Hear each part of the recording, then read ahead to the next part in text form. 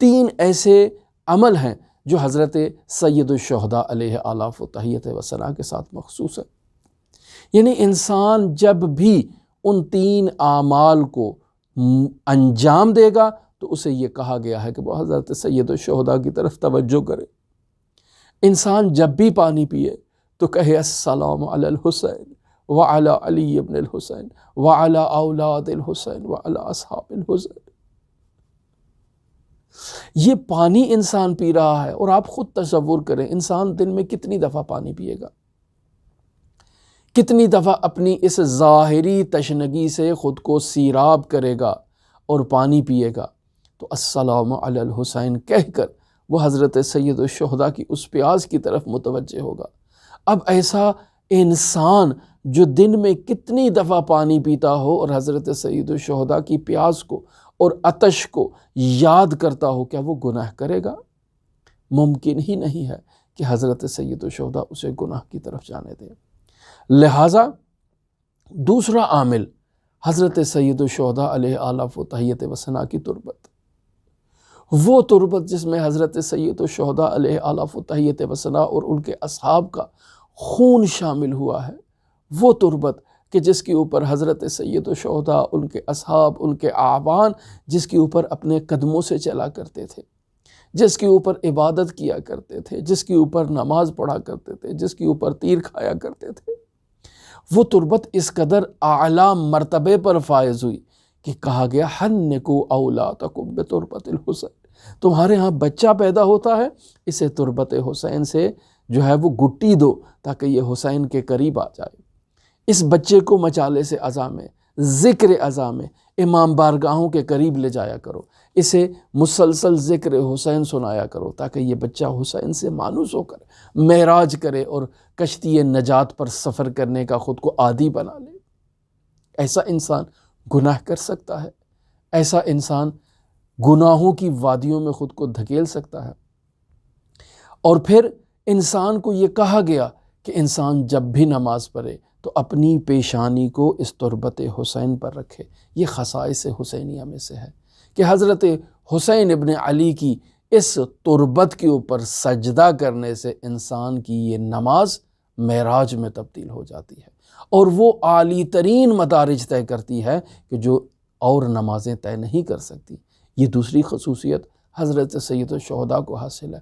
اب آپ خود تصور کریں انسان نے دن میں 5 مرتبہ واجب نمازیں ادا کرنی ہیں، اور پھر اس کے علاوہ مستحب نمازیں ہیں، اس کے علاوہ قضاء حوائج کی نمازیں ہیں، اس کے علاوہ اور نوافل ہیں کہ جو انسان اپنی زندگی میں انجام دیتا ہے، اور ان تمام نمازوں میں وہ اپنی پیشانی کو حسین ابن علی کی اس تربت کے اوپر رکھ کر کہتا ہے سبحان ربی الاعلی وبحمدہ، سبحان ربی الاعلی وبحمدہ۔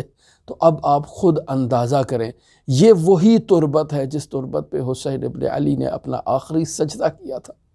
اب اس تربت پر اگر ایک عزادار اپنی پیشانی کو اس تربت پر رکھ کر کہے گا سبحان ربی الاعلی وبحمدہ، تو یہ وہی تربت ہے جس پر حسین ابن علی نے اسی سبحان ربی الاعلی وبحمدہ کا ذکر انجام دیا تھا۔ آج اسی تربت پر ایک عزادار، ایک مؤمن اپنی پیشانی کو رکھ کر سبحان ربی الاعلی وبحمدہ کی صدا بلند کر رہا ہے، اور اپنی صدا کو حسین ابن علی کی صدا کے ساتھ ملا رہا ہے، اپنی پیشانی کو حسین ابن علی کی پیشانی کے ساتھ ملا رہا ہے۔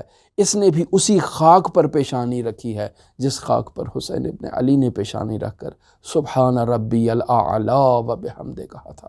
یہ عزادار خود کو حسین ابن علی کے شبیہ قرار دے رہا ہے۔ اب کیا یہ عزادار اپنی زندگی میں گناہ کرے گا؟ ہو ہی نہیں سکتا۔ لہٰذا یہ دوسری خاصیت جو انسان نے اپنی زندگی میں اور اپنے ہر روز کے عمل میں متعدد مرتبہ تکرار کرنی ہے، لیکن اگر اس سے غافل ہوگا اس حقیقت سے تو یہ انسان گمراہی کی طرف چلا جائے گا۔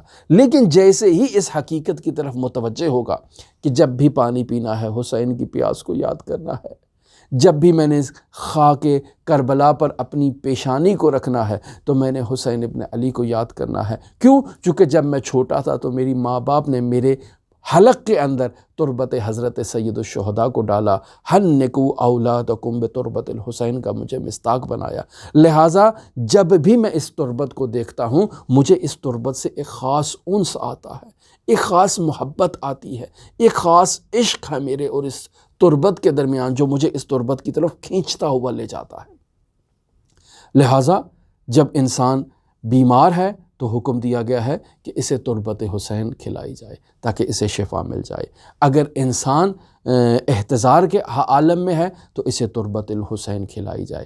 انسان اگر مر گیا ہے تو اس کے منہ میں تربت حسین رکھی جائے، اس کی پیشانی پہ، اس کے رخساروں پہ، اس کے سامنے تربت حسین رکھی جائے، تاکہ یہ حسین ابن علی سے اس کا یہ جو انس ہے اور یہ جو رابطہ ہے یہ ایک لمحہ بھر بھی اس کے لیے منقطع نہ ہو اور یہ حسین ابن علی کی نجات کی کشتی پر ہمیشہ سوار رہے۔ تیسری چیز جو حضرت سید الشہداء علیہ آلاف و تحیت و ثنا کو حاصل ہے وہ یہی عزاداری کی محافل ہیں، اور ان محفلوں میں گریہ وزاری کرنا، ان محفلوں میں آنسو بہانا، ان محفلوں میں رونا اور حضرت سید الشہداء کی عزا پر رو کر انسان وہ معراج درک کر سکتا ہے، وہ مدارج عالیہ طے کر سکتا ہے کہ جو انسان اور کسی چیز میں طے نہیں کر سکتا۔ یہی عرفان عزا ہے۔ اسی عرفان عزا کو درک کرنے کے لیے حضرات ائمہ معصومین علیہم الصلاۃ والسلام نے اس قدر تاکید کی ہے اور ہمیں اس قدر ان مجالس عزا کی طرف متوجہ کروایا ہے کہ ہم لمحہ بھر بھی ان سے غفلت نہ کریں۔